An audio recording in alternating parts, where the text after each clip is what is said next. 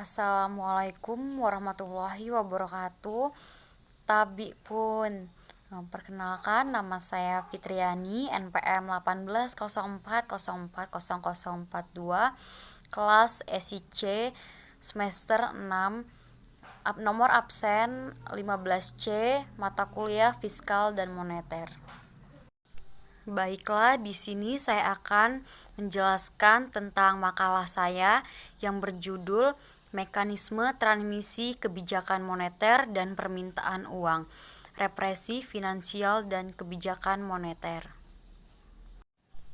Di sini saya akan membahas tentang mekanisme transmisi represi finansial. Asumsi yang digunakan dalam represi finansial yaitu yang pertama, pemerintah mempunyai perkiraan yang realistik mengenal defisit anggaran yang harus dibiayai oleh bank sentral dengan mencetak uang baru. Yang kedua, otoritas moneter dianggap mampu memilih kombinasi kebijaksanaan yang menyangkut pengawasan perdagangan devisa, pagu, suku bunga, dan penentuan cadangan bank yang diharapkan dapat meminimalkan penggunaan inflatax tanpa menimbulkan gangguan bagi pembentukan modal swasta. Yang ketiga, aliran perdagangan luar negeri ditekan dengan tarif yang lebih tinggi, lisensi dengan sistem kuota. Apabila asumsi terpenuhi, negara tersebut menunjukkan karakteristik NSB yang mengalami represi ekonomi. Orde Lama ditandai dengan campur tangan pemerintah yang dominan hampir di seluruh sektor, dimulai dengan nasionalisasi bank-bank asing seperti Javens Bank, Nationale-Dance Bank, sekarang bank disebut dengan Bank Bumidaya, terus sekarang disebut dengan Bank Dagang Negara. Pada tahun 1965 ditempuh upaya sentralisasi sistem perbankan dengan nama Bank Negara Indonesia, sehingga ada Bank Negara Indonesia unit 1 sampai unit 5. Sebagian pengganti Bank Indonesia, disebut dengan Bank Tani dan Bank Nelayan, Bank Negara Indonesia, Bank Umum Negara, dan Bank Tabungan Negara. Dalam praktek nasionalisasi dan desentralisasi seperti ini tidak berfungsi seperti yang diharapkan kecuali sebagai penyalur uang kepada pemerintah. Kebijakan moneter terkesan sebagai hasil sampingan dari dunia politik dan dari kebutuhan untuk membiayai defisit APBN yang makin membesar. Hasil dari campur tangan pemerintah yang berlebihan membawa dampak berupa tingginya laju inflasi, korupsi, pasar gelap, dan pelarian modal ke luar negeri. Kaidah-kaidah politik ekonomi yang diterapkan pada masa Orde Lama oleh para teknokrat Orde Baru dikoba dibalikkan dengan sejumlah tindakan stabilisasi ekonomi dan moneter dengan dijiwai semangat etatisme dan desentralisasi selama periode 1969 sampai awal dasawarsa 1980-an. Kebijakan moneter dan fiskal digunakan secara bersama-sama untuk tujuan stabilisasi dan tercapainya program-program yang menurut kacamata pembangunan perlu diutamakan. Dalam praktek nasionalisasi dan sentralisasi seperti ini tidak berfungsi seperti yang diharapkan, kecuali sebagai penyalur uang kepada pemerintah. Kebijaksanaan moneter terkesan sebagai hasil sampingan dari dunia politik dan dari kebutuhan membiayai defisit APBN yang makin membesar. Alhasil, campur tangan pemerintah yang berlebihan membawa dampak berupa tingginya laju inflasi, korupsi, pasar gelap, dan pelarian modal ke luar negeri. Kaidah-kaidah politik ekonomi yang diterapkan pada masa Orde Lama oleh para teknokrat Orde Baru dikoba dibalikkan dengan sejumlah tindakan stabilisasi ekonomi dan moneter dengan dijiwai semangat etatisme dan sentralisasi selama periode 1969 sampai awal dasawarsa 1980-an. Kebijakan moneter dan fiskal digunakan secara bersama-sama untuk tujuan stabilisasi dan tercapainya program-program yang menurut kacamata pembangunan perlu diutamakan. Sistem pagu kredit ditetapkan sejak 1974 untuk mengendalikan ekspansi moneter secara langsung dan likuiditas disediakan melalui Bank Indonesia untuk sektor-sektor prioritas. Sistem pagu yang sebelum 1966 sudah pernah diberlakukan namun sempat dibekukan sampai akhir 1973 dan kredit selektif ini telah mengubah bank-bank negara menjadi perpanjang tangan birokrasi yang tidak banyak bedanya dengan departemen atau lembaga pemerintah lainnya. Dunia perbankan, badan usaha milik negara (BUMN) dan pengusaha swasta menjadi terpaku untuk memanfaatkan dana murah yang diberikan dalam bentuk kredit likuid dan kredit langsung ini. Akibatnya, tugas bank negara untuk memobilisasi dana menjadi dinomorduakan. Dengan alasan industri perbankan masih termasuk inflan industri dan bank-bank negara juga dibebani tugas sebagai agent of development. Proteksi bagi bank negara diberikan dalam bentuk pembatasan cabang-cabang baru dari bank swasta nasional dan ruang gerak bank asing hanya diperkenankan di Jakarta.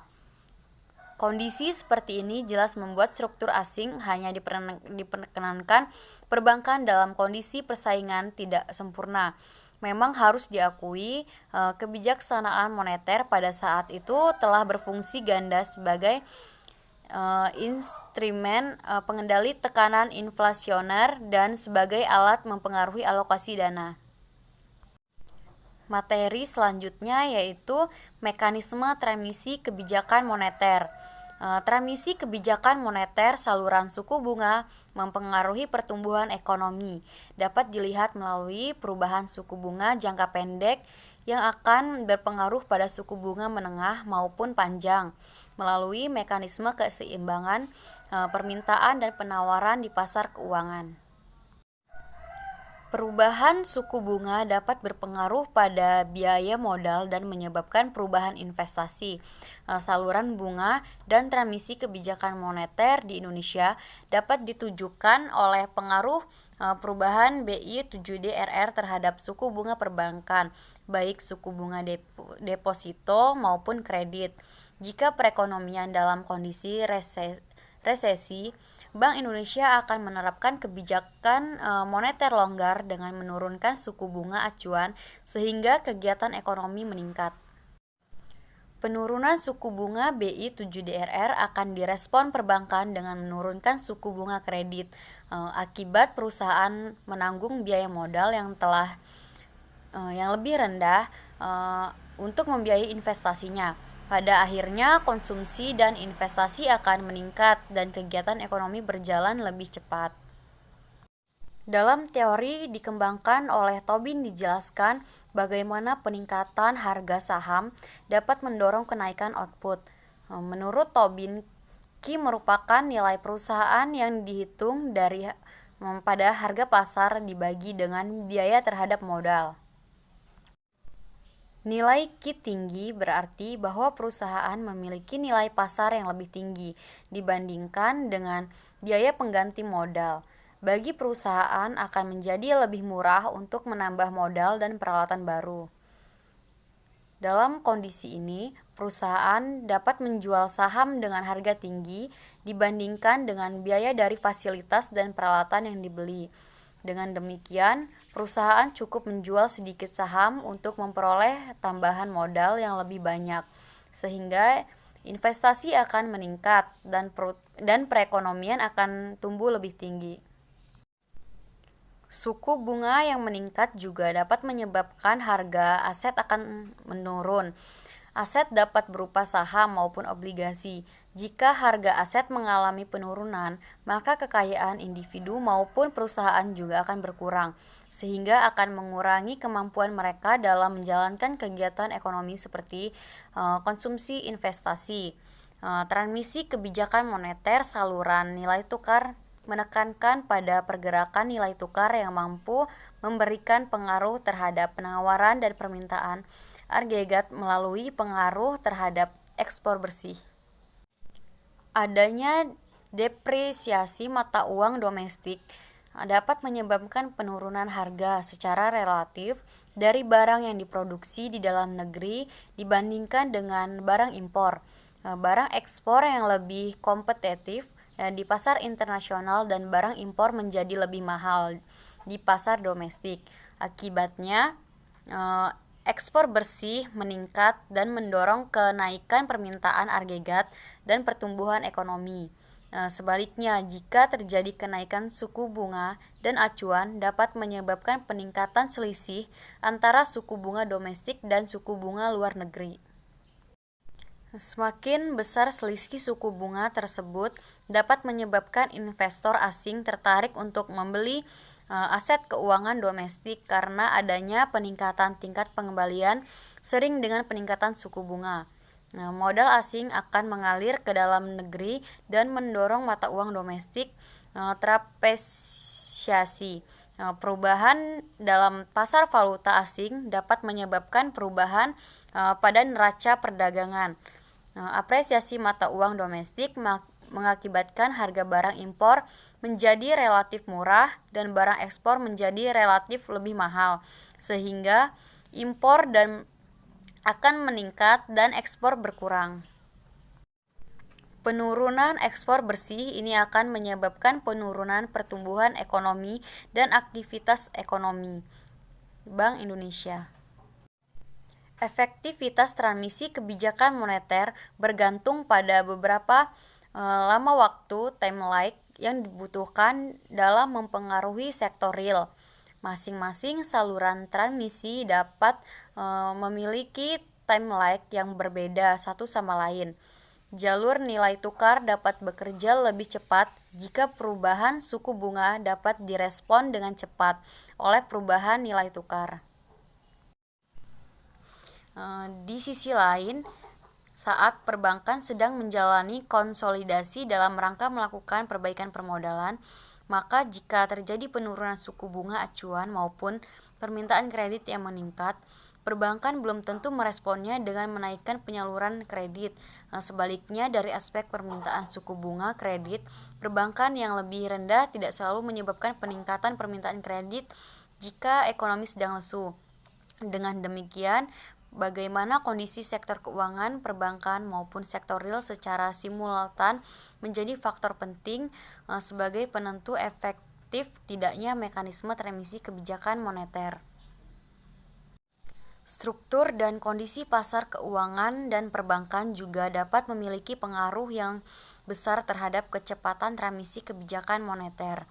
Perbankan akan mengantisipasi munculnya resiko dari aktivitas ekonomi dan keuangan yang tidak pasti dengan memberikan respon yang lambat terhadap penurunan suku bunga acuan. Di sisi lain, saat perbankan sedang menjalani konsolidasi dalam rangka melakukan perbaikan permodalan, maka jika terjadi penurunan suku bunga acuan maupun permintaan kredit yang meningkat, perbankan belum tentu meresponnya dengan menaikkan penyaluran kredit. Sebaliknya, jika aspek permintaan suku bunga kredit perbankan yang lebih rendah tidak selalu menyebabkan peningkatan permintaan kredit. Jika ekonomi sedang lesu, dengan demikian, bagaimana kondisi sektor keuangan, perbankan maupun sektor real secara simultan menjadi faktor penting sebagai penentu efektif tidaknya mekanisme transmisi kebijakan moneter. Dapat disimpulkan dari makalah tersebut bahwa transmisi kebijakan moneter saluran suku bunga mempengaruhi pertumbuhan ekonomi dapat dilihat melalui perubahan suku bunga jangka pendek yang akan berpengaruh pada suku bunga menengah maupun panjang melalui mekanisme keseimbangan permintaan dan penawaran di pasar keuangan. Transmisi kebijakan moneter saluran nilai tukar menekankan pada pergerakan nilai tukar yang mampu memberikan pengaruh terhadap penawaran dan permintaan agregat melalui pengaruhnya terhadap ekspor bersih. Pembatasan suku bunga merupakan karakter khas berikutnya dari represi finansial.